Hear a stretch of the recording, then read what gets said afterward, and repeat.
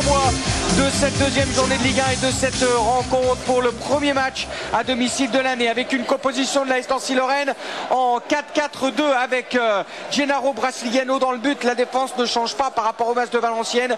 Ce sera Lotiès Samy en charnière centrale à droite, Mickey Chrétien à gauche, Reynald Lemaître. Les deux milieux de terrain défensifs seront André Louis et Bokunjika, qui a été titularisé en l'absence de Traoré, qui est blessé ou touché aux adducteurs plutôt. Julien Ferret sera à gauche, Jonathan Brison à droite et les deux attaquants Paul Aloé Polou, la recrue, et Isia Ardia. Donc vous avez 4 recrues alignées ce soir, et Folou, K, Lemaître et Jordan Lotiès, avec un ballon dans les pieds d'Issardia sur le côté gauche. Issardia qui est face à Mogungu. Issardia qui va essayer d'entrer dans la surface de réparation. Le centre d'Issardia au 6 mètres, sorti du pied parti par monsieur Sébastien Puy-Grenier, l'ancien joueur de la Nancy-Lorraine. Ça doit lui faire tout drôle d'avoir empilé le maillot rouge. Du côté de Monaco, l'équipe est costaude, hein, croyez-moi, avec Ruffier dans le but, très bon gardien, Puy-Grenier et Mogungu dans l'axe, Modesto à droite, Muratori à gauche, Nkolou et Eduardo Costa, la nouvelle recrue en tant que milieu défensif, Pino à droite, Néné à gauche et les deux attaquants de pointe, Ji-Young Park qui avait marqué ici l'an passé et Djamel Bakar. Avec un coup franc pour les Nancéens, Michael Chrétien, 11 minutes de jeu. Michael Chrétien qui est gêné par le soleil, il est obligé de mettre la main sur le front. Il y a 1, 2, 3, 4, 5 Nancéens sur pas de réparation. Michael Chrétien, il tire directement et c'est dans les bras de Ruffier. Et c'est dans les bras de Ruffier, proche de son poteau gauche, vigilant, hein, le gardien de l'équipe de France Espoir, hein, Ruffier. Et ça va être un dégagement, mais on peut considérer que c'est la première occasion de but pour les joueurs de la Nancy-Lorraine après 11 minutes. C'est même un coup franc pour les joueurs. De Monaco.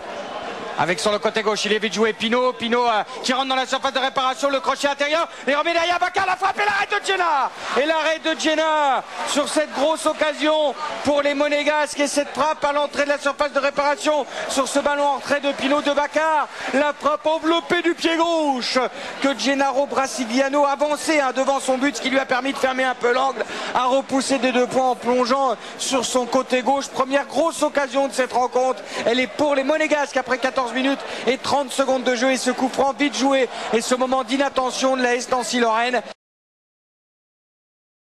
De retour ici au stade Marcel Picot avec une occasion pour les joueurs de la Nancy-Lorraine et une frappe de Paul Aloé Folou sur le côté droit de la surface de réparation à une dizaine de mètres.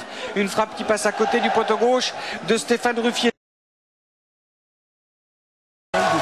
L'ouverture du score pour la Nancy-Lorraine.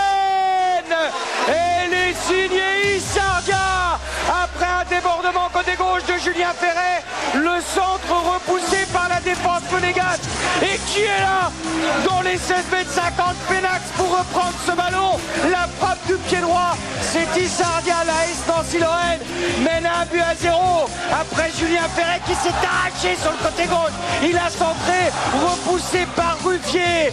Et qui est là à 10-12 mètres Pénax pour mettre ce ballon au fond. C'est Issardia, Ferretia. C'est un duo qui marche. La Nancy-Lorraine mène 1-0 après 30 minutes de jeu dans cette rencontre. Sur ce but d'Issardia, après ce superbe mouvement côté gauche signé par Julien Ferret. Nancy mène 1-0.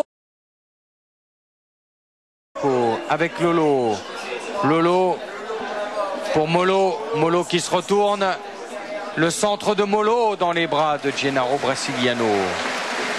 On aime les rimes en haut, hein, du côté de Monaco, parce qu'entre Lolo, entre Pino, entre Molo, Eduardo, Modesto, Monaco avec son côté droit. Issardia, il rentre dans la surface de réparation.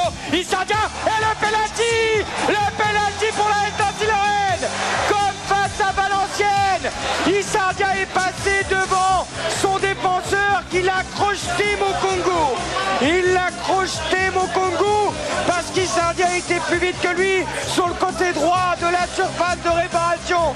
Issardia a été crocheté. C'est un penalty pour les joueurs de la S Nancy-Lorraine. Le deuxième de la saison et encore une fois obtenu par Issardia, le même qu'à Valenciennes. Issardia qui obtient le deuxième penalty de la saison et c'est André Louis qui va tirer ce penalty dans un stade Marcel Picot archi-comble alors que les SMS n'arrêtent pas de tomber. Avec le penalty, André Louis face à Ruffier, Ruffier face à André Louis. Vous écoutez France Bleu par la radio ou par le net, par bleu-sud-lorraine.com. 41 minutes de jeu, Nancy à Monaco 0, peut-être 2-0 pour Nancy. André Louis face à Ruffier, Ruffier face à André Louis, la course d'élan d'André Louis, c'est parti, et André Louis qui marque à contre-pied, la Nancy-Lorraine mène 2 buts à 0 avant la mi-temps. 42e minute, le penalty d'André Louis qui prend tranquillement à contre-pied Ruffier et Nancy mène 2 buts à 0 avant la mi-temps face à Monaco. Ce penalty tiré tout tranquillement par André Louis, il a pris Ruffier à contre-pied.